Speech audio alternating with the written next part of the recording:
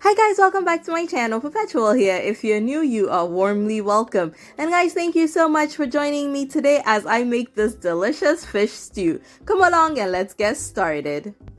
Alright, first things first, I had my fish soaking in some salt water. I am taking that out of the salt water now. I'm going to pat it dry and then I'm going to season it.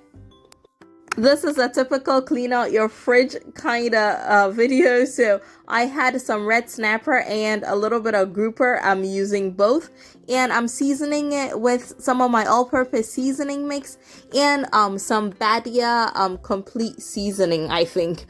Toss it together and I'm going to be dusting it lightly with some flour, and with the flour I am seasoning it with some onion powder, ginger powder, and garlic powder.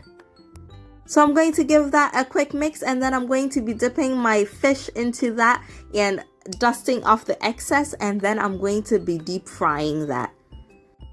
Now guys, the original plan was to cook outside, like really outside, but it started to rain so I moved it to the porch. I still love cooking outside even in the rain. I just needed to protect myself from the rain.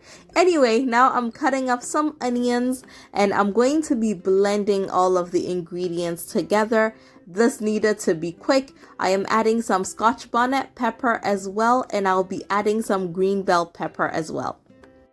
Now guys, you can use any bell peppers that you like.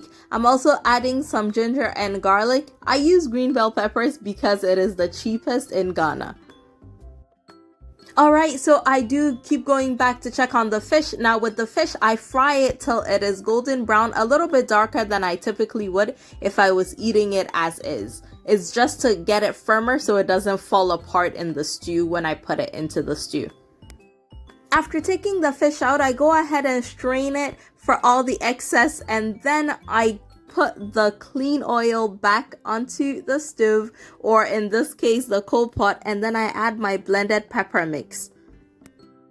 And then while that cooks, I'm going to get started on the tomatoes. I'm using fresh tomatoes today. I always cut up my tomatoes even if I'm going to blend it. I just want to make sure that I do not have any spoiled ones in there.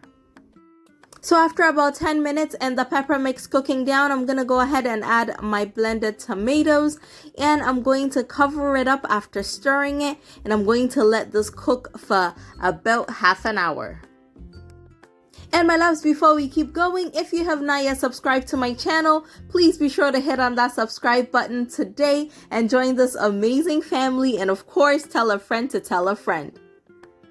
Alright, back to the stew. I've added a little bit of rosemary and dried ones. That's all I have. And I'm adding a few tablespoons of curry powder. Now guys, when it comes to the seasoning, feel free to use more or less. Just adjust it to your personal taste or preference.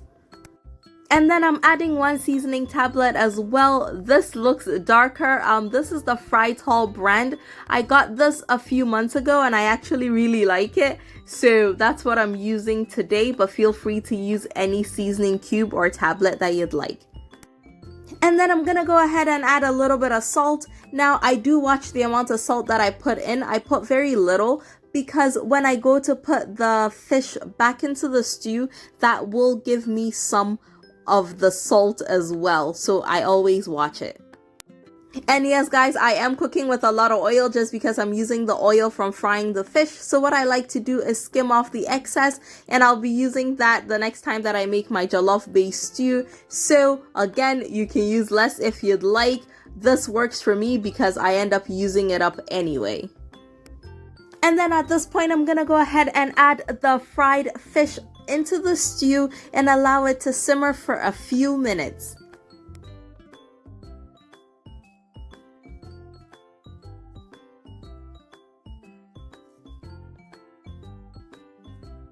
And I absolutely love my fish stew with some veggies. So I'm adding some onions and some green bell peppers. Typically, if I have carrots in the fridge, I would add that as well, but today I don't, so I'm doing without it, which is fine. So yeah, feel free to add any veggies that you'd like. And at this point, I only allow it to cook for a few more minutes just because I do not want the vegetables to lose all of its texture. It looks amazing and it smells so good. At this point, I was really looking forward to eating it. So I went ahead to plate it and garnished it just with some spring onions and a little bit more of the Scotch bonnet pepper. And today I am having it with some fancy kinky, and it was the perfect combination. It was so good. I really hope that you get to try this meal out very soon. And if you do, of course, I'd love to know what you thought about it. Just garnishing my stew with a little bit more onions because, guys, I love my onions. And guys, that is it. Our fish stew is ready to be served, and I was ready to dig in. And yes, of course, guys, you're invited. And if you like this video, please be sure to give me a thumbs up. And thank you so much for coming along with me on this absolutely delicious journey. I will see y'all again very soon. Take care, guys. Bye.